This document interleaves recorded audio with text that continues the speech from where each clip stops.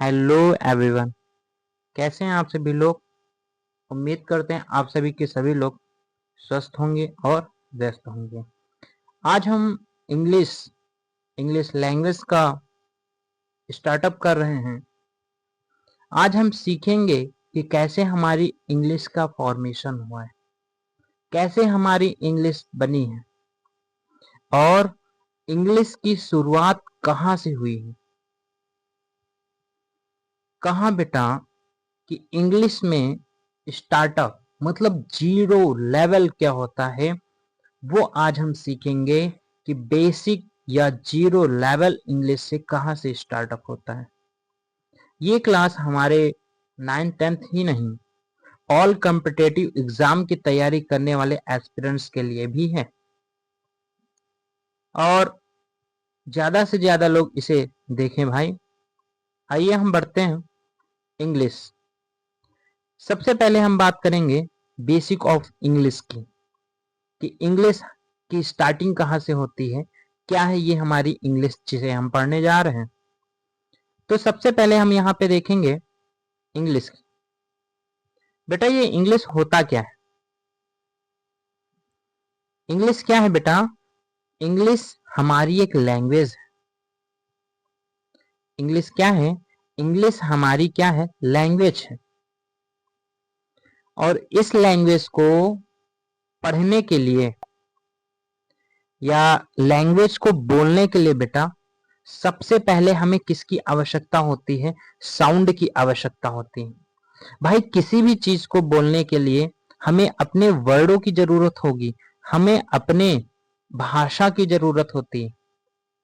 तो सबसे पहले इंग्लिश के लिए हमें किसकी जरूरत पड़ी, साउंड की।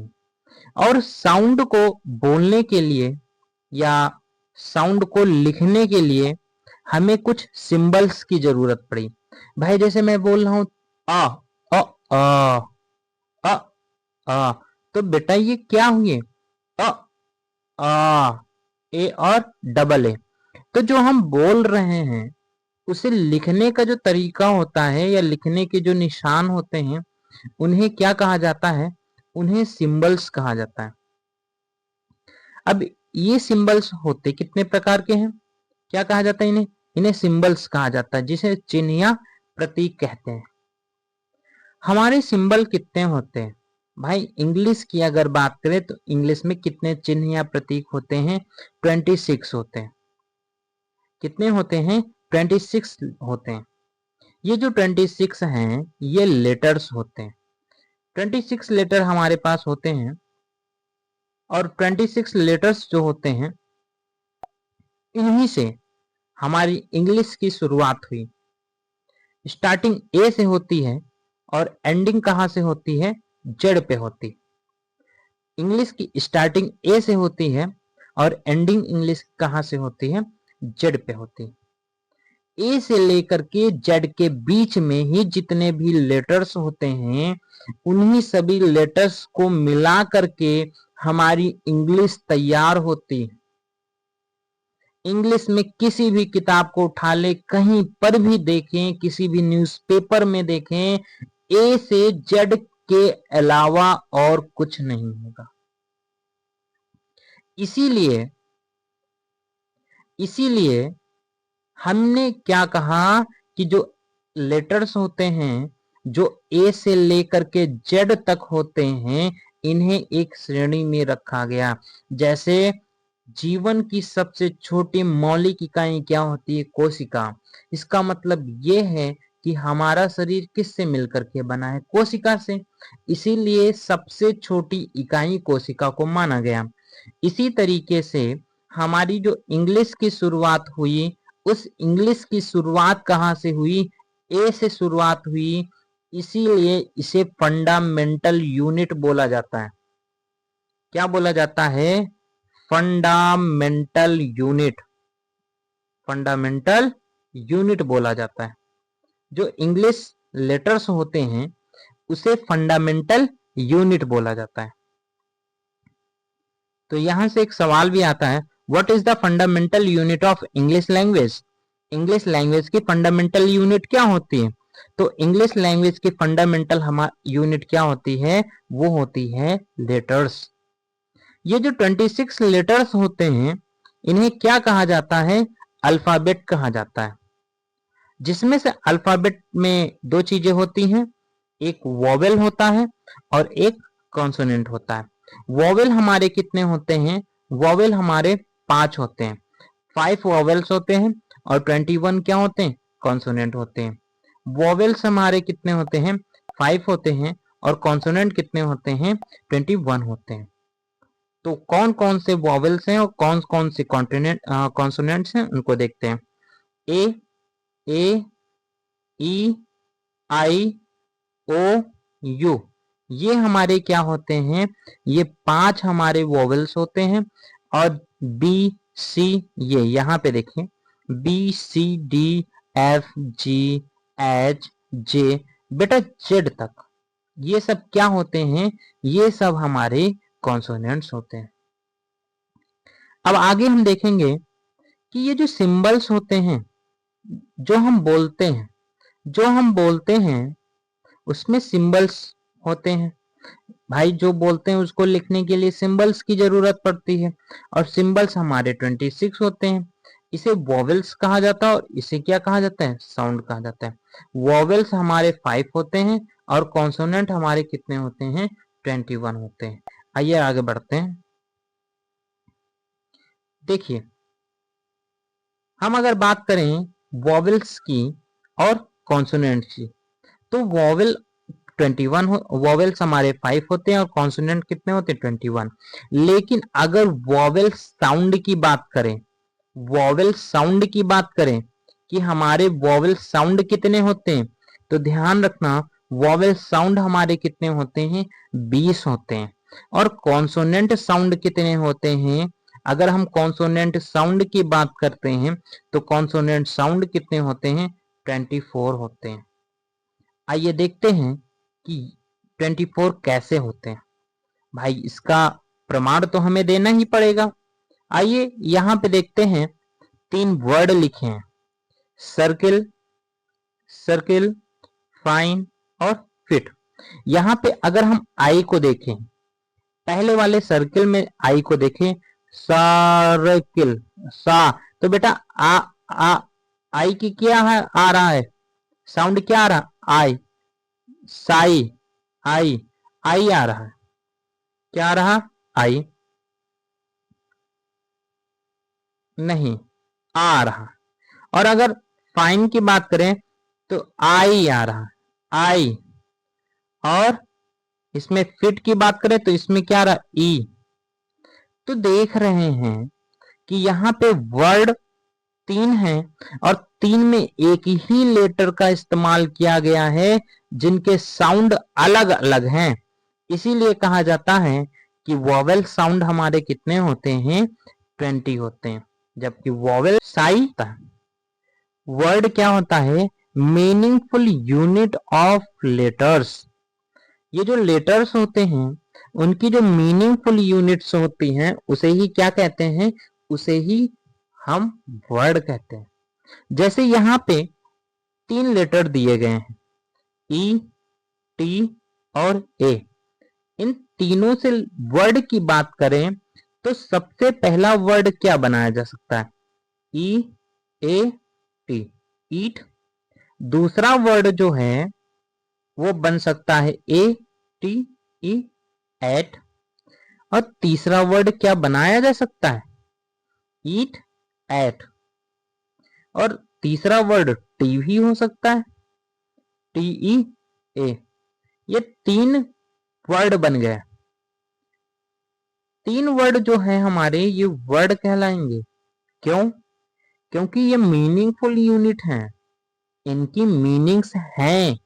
ईट का मतलब होता है खाना, ये क्या है, ये एक प्रकार की वर्ब है। एट भी हमारी क्या है, एक प्रकार की वर्ब है। और टी क्या है, टी, टी मतलब चाय, ये हमारा नाउन है। तो इसी तरीके से आगे बढ़ते हैं, देखते हैं।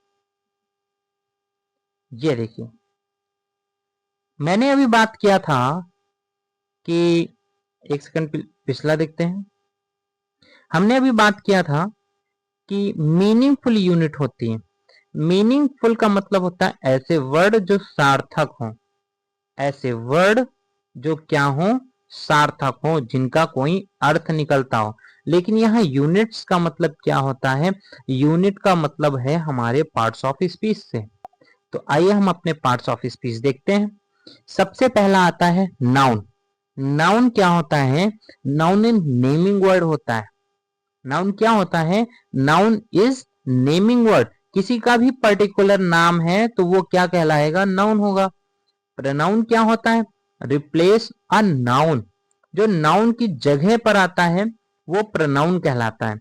आइए हम दो एग्जाम्पल यहाँ पे दिए हैं, दोनों एग्जाम्पल की बात करते हैं। यहां लिखा है करण sang वेल। इसका मतलब क्या है? करण अच्छा गाता है। और दूसरे का क्या मीन्स होता है? दूसरे का मतलब है ही वॉज ए हैप्पी, वह बहुत खुश है।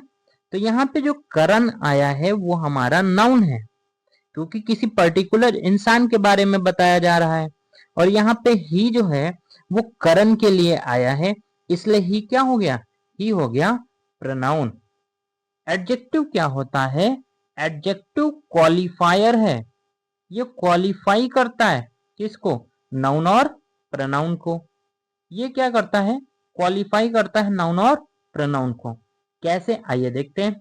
जैसे यहाँ पे लिखा है ही वॉज हैप्पी, तो ही मतलब वह, ये जो खुश है वो कौन खुश है? कौन खुश है? देखिए ही कौन खुश है? ही। तो ये जो हैप्पी है वो क्वालिफिकेशन बता रहा है किसकी? ही की। कि मतलब वह कैसा है? खुश है।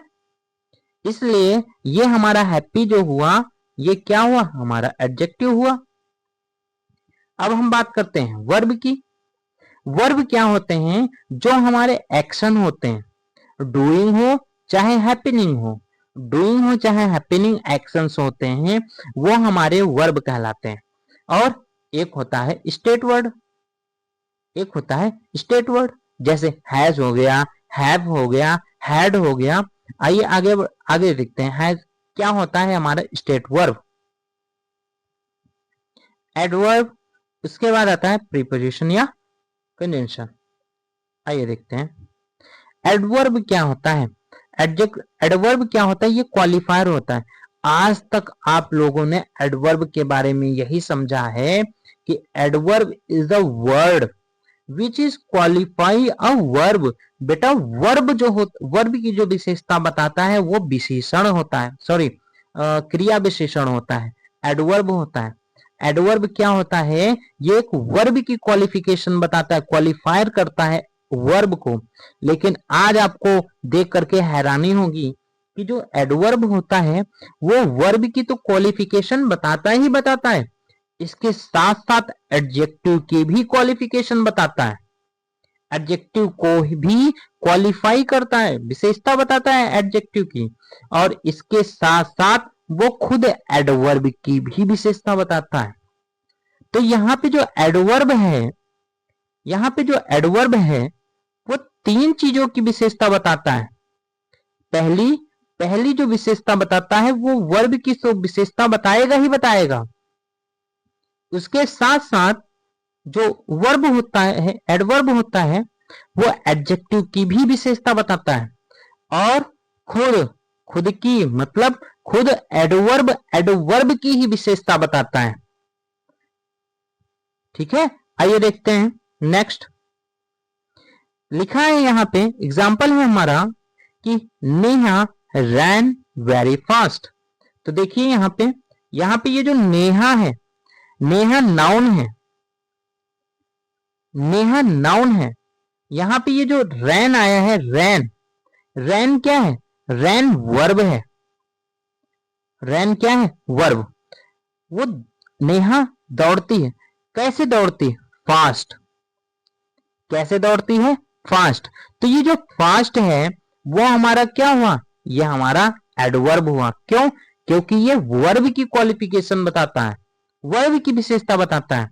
और वो दौड़ता है फास्ट। कितना फास्ट? Very fast. तो इस फास्ट की भी क्वालिफिकेशन कौन बता रहा है? वर्ब बता रहा है। इसका मतलब ये है कि एडवर्ब खुद एडवर्ब की क्वालिफिकेशन बताता है। आगे देखते हैं प्रीपोजिशन। प्रीपोजिशन क्या होता है? ये एक रिलेटिंग वर्ड होता है। क्या होता है? रिलेटिंग वर्ब होता है। ये किसी नाउन से पहले आकर के पोजीशन को रिलेट करता है। जैसे एट हो गया, इन हो गया, ऑन हो गया, ये सारी चीजें क्या होती हैं? ये रिलेट करती हैं। जैसे जैसे ये हमारी मेज हो गई और इस मेज पे एक आम रखा है, तो क्या कहोगे? कहोगे this mango on the table. तो यहां पे जिस वर्ड की बात कही गई है ऑन, क्यों? टेबल एक नाउन है। टेबल क्या है? नाउन है। और नाउन के पहले जो आकर उसकी पोजीशन बताता है कि एप्पल या मैंगो है कहां। कहां है mango? On the table. Table. ठीक है। आगे क्या है? कंजंक्शन। कंजंक्शन क्या होता है? कंजंक्शन एक ज्वाइनिंग वर्ड होता है। सॉरी, ये ज्वाइनिंग वर्ड नहीं, ये ज्वाइंटिंग वर्ड है। यहां मिस्टेक हो गई। TING ज्वाइंटिंग वर्ड होता है। ये कंजंक्शन क्या होता है? कंजंक्शन एक ज्वाइंटिंग वर्ड होता है। ये क्या करता है? ये दो सेंटेंस को एक में जोड़ता है। जैसे करण, यहां पे देखते हैं करण sang well और दूसरा है he was happy। तो इन दोनों को एक कंजंक्शन है जो जोड़ने का काम करता है, उसका नाम है बिकॉज। तो क्या हो जाएगा? करण sang well because he was happy। करण बहुत अच्छा गया जिससे वो क्या है? खुश है, वेरी हैप्पी है। आगे बढ़ते हैं, देखते हैं इंटरजेक्शन और इंटरजेक्शन और आर्टिकल। इंटरजेक्शन क्या होता है? ये एक सडन फीलिंग एक्सप्रेशन वर्ड होता है। ये क्या होता है? सडनली, अचानक से जो तुम्हारे एक्सप्रेशन होते हैं उसको ये व्यक्त करता है। जैसे ओह, वाव, हुर्रे। कोई अचानक से दुर्घटना तुम्हारे सामने आती है, कोई वो कितना बेकार सीन। अभी कोई चीज देख लो जिससे खुशी होती तो कहो वाव, अभी इंडिया मैच जीत जाएगा, हुर्रे, है ना। तो इंटरजेक्शन यही वर्ड होते हैं जो सडन फीलिंग एक्सप्रेसिंग होते हैं, जो अचानक से एक्सप्रेशन फील करते हैं। और नेक्स्ट की बात करेंगे आर्टिकल। आर्टिकल क्या होते हैं? आर्टिकल को हम अन्य नामों से भी जानते हैं। आर्टिकल के कौन कौन से नाम होते हैं, आइए देखते हैं। सबसे पहले आर्टिकल को नाउन फिक्सर भी कहा जाता है। कहीं पर अगर नाउन फिक्सर लिखा हुआ आए तो उसे यही समझना कि ये आर्टिकल है। कभी कभी वर्ड फिक्सर भी आता है। नाउन फिक्सर, वर्ड फिक्सर या आर्टिकल, ये क्या होते हैं? ये नाउन से पहले आते हैं। और कौन कौन से वर्ड होते हैं आर्टिकल में? ए होता है, एन होता है और दा होता है। ये तीन वर्ड हमारे क्या कहलाते हैं? नाउन फिक्सर, वर्ड फिक्सर या आर्टिकल कहलाते हैं। आइए हम टेस्ट लेते हैं आप लोगों का। अभी तक आप लोगों ने पढ़ा है, अब आप लोगों के टेस्ट लेते हैं हम। ये 5 हमारे सेंटेंस दिए गए हैं, इनमें बताना है कि तुम्हारा वर्ब क्या है, नाउन क्या है, एडजेक्टिव क्या है, एडवर्ब क्या है, प्रीपोजिशन क्या है, कंजंक्शन क्या है, आर्टिकल क्या है, ये सारी चीजें बताना है। तो हम 2 मिनट का समय देते हैं। आप लोग अपने कॉपी में नोट करके बताइए या देख करके बताइए इसमें क्या कौन है। सभी के सभी लोगों से अनुरोध है कि सभी से सभी लोग ज्यादा से ज्यादा देखें और ज्यादा से ज्यादा अपने दोस्तों को भेजें जिसे वो सभी भी देख सकें। आइए हम बात करते हैं फर्स्ट क्वेश्चन की। यहां पे लिखा है नमन कॉल्ड मी। तो ये जो नमन है, ये नमन क्या है? ये नाउन है। कॉल्ड क्या है? बुला रहा है, तो ये वर्ब है। और ये जो मी आया है, ये किसके लिए आया है? नमन के लिए आया है। नमन कॉल्ड मी, नमन मुझको बुला रहा है, तो ये क्या हो जाएगा? ये प्रोनाउन हो जाएगा हमारा। नाउन, वर्ब और प्रोनाउन। आगे देखते हैं, लिखा है आई एम सैड। आई क्या है? आई एक प्रोनाउन है। एम सैड क्या है? Am sad, I am sad. Sad तुम्हारी वर्ब है। क्या हो? दुखी हो? सॉरी, वर्ब नहीं, ये वर्ब तो एम है, ये वर्ब है और ये एडजेक्टिव है। क्यों भाई? तुम कौन हो? मतलब मैं, I am sad. Am verb है और आई हमारा प्रोनाउन है और मैं सैड हूं। हमारी विशेषता बता रहा है कि मैं दुखी हूं, आई एम सैड। तो यहाँ पे जो सैड है वो क्वालिफिकेशन बता रहा है किसकी? आई की, मेरी। मैं सैड हूं तो आई क्या हो जाएगा? आई होगा प्रोनाउन, सैड हो जाएगा हमारा एडजेक्टिव। यहां पे आप लोग गलती किए होंगे। आइए क्वेश्चन नंबर 3 देखते हैं। Rajesh was not sleeping. तो राजेश यहाँ पे क्या है? ये जो राजेश है ये हमारा क्या है? ये हमारा है नाउन। ये जो वॉज है ये क्या है? ये है वर्ब। क्या है? वर्ब। हेल्पिंग वर्ब है, लिंकिंग वर्ब है, ये बात की बात है, लेकिन वर्ब है। क्या कर रहा है? स्लीप कर रहा है, सो रहा है। तो सोना भी क्या है? वर्ब है। और क्या है यहाँ पे? नॉट। नॉट क्या है? ये वर्ब की क्वालिफिकेशन बता रहा है कि वो सो नहीं रहा है। तो सोने की विशेषता बता रहा है, नहीं सो नहीं रहा है। तो ये जो नॉट है वो क्या कहलाएगा? नॉट कहलाएगा हमारा एडवर्ब। फिर आगे लिखा है he came and her sister wake up. अगला है Sahil is a very kind boy. ये तुम्हारे लिए होमवर्क है। क्वेश्चन नंबर 4 तुम्हारे लिए होमवर्क है। इसका करेक्ट आंसर तुम्हें कमेंट बॉक्स में देना है कि इसमें नाउन क्या है, प्रोनाउन क्या है, एडजेक्टिव क्या है, एडवर्ब क्या है और वर्ब क्या है। लास्ट का क्वेश्चन हमारे लिए है कि Sahil is a very kind boy. Sahil क्या है? नाउन है। साहिल क्या है? नाउन है। बॉय हमारा क्या है? बॉय हमारा क्या है? बॉय भी नाउन है। बॉय कैसा है? काइंड है। तो जो नाउन की क्वालिफिकेशन बताता है वो एडजेक्टिव कहलाएगा। तो काइंड हमारा क्या हुआ? एडजेक्टिव। काइंड है, कितना काइंड है? Very kind. तो ये जो वेरी आया है ये हमारा क्या है? ये एडवर्ब है। देखो बात आ गई ना समझ में? कैसे? ये जो काइंड है, काइंड की क्वालिफिकेशन बता रहा है वर्ब। कैसे? काइंड मतलब होता है दयालु। कितना दयालु? बहुत। तो काइंड यहाँ पे हमारा एडजेक्टिव है और ये जो वेरी आया है ये हमारा एडवर्ब है। तो समझ में आया कि एडवर्ब क्या होता है। Adverb is a word which is qualify. किसको क्वालिफाई करता है? Verb comma adjective and himself adverb.